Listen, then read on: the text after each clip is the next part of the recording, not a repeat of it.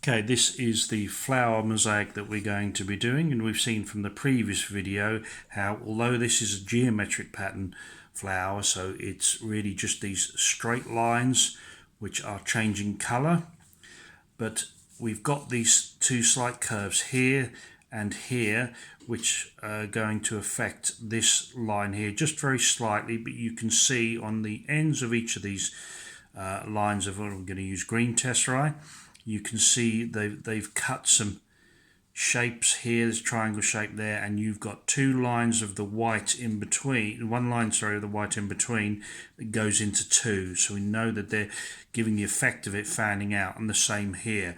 So we need that there's got to be a very slight curve there, but the rest of the flower is this classic geometric shape. And to get our start point, what I'm going to do is take that center line. So if I put these two battens in place here, and you can see how we get that line of tesserae just straight up the center.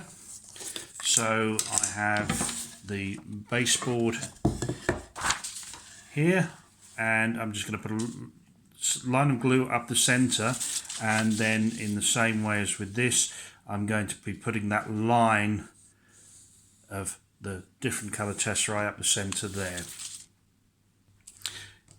Okay, we have the center line done, see there, and then we'll look back on the original there, and what I'm going to do is just put in these other lines here. I'm not going to worry about this for the moment till I can start putting in background as well, but because this is very linear, very straight, you can see easily what you can do, so you always start on that area.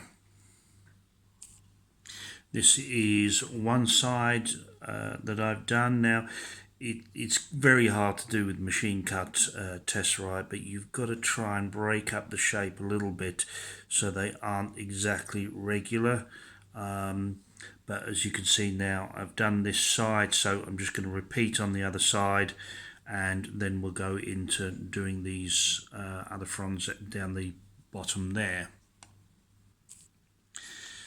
Okay, that's pretty much all of the flower itself done, which is relatively easy, obviously, because like I say, it's just these lines that are changing colour. Now what we're going to do is down here where we have this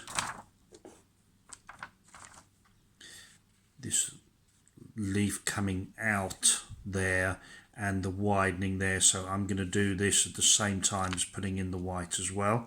Let's just do that.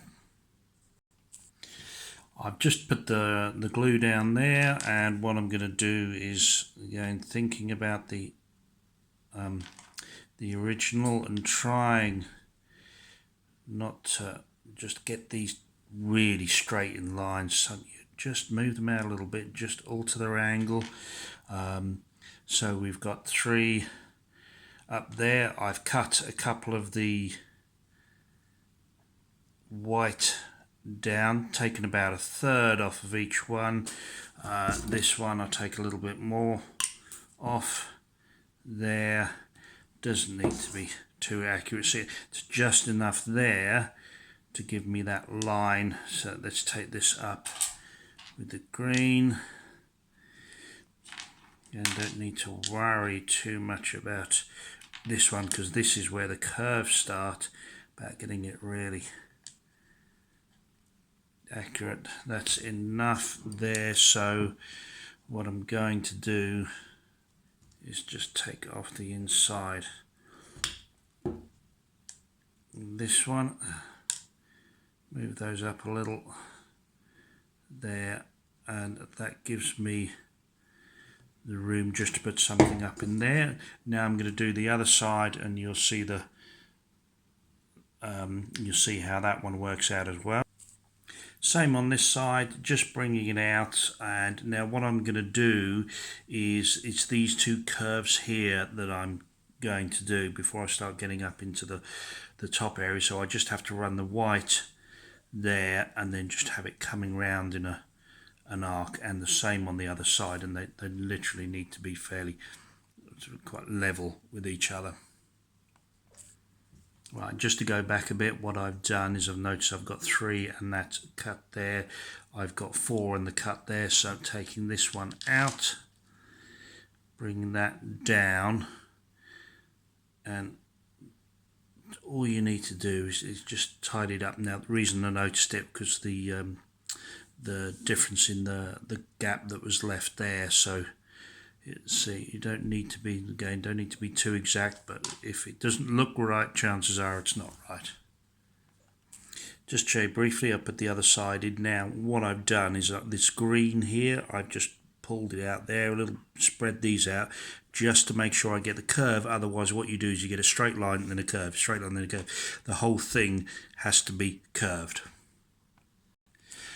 Okay, now I've done these first 2 sets of the fans. This one relatively easy. What you've got to be wary of is you're going to have to cut keystones for these, but you don't want keystone, keystone, keystone, all in the same line. So try to split it up. As you can see here, there's a keystone cut there, and then I've managed to get the other one in there. I've just trimmed a bit off the edge for that one, but there's another, the keystone. So as I say, you don't want, you can see us starting to get a line of these keystones there. That's where I just had to break this up.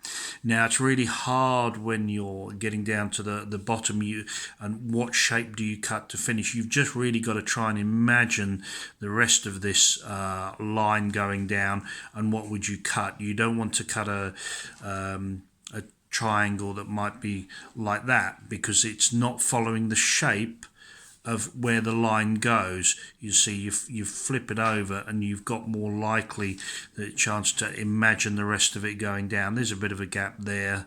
That's not too bad. As I say, with these machine cut tesserae, you need to try and break up that regularity of it.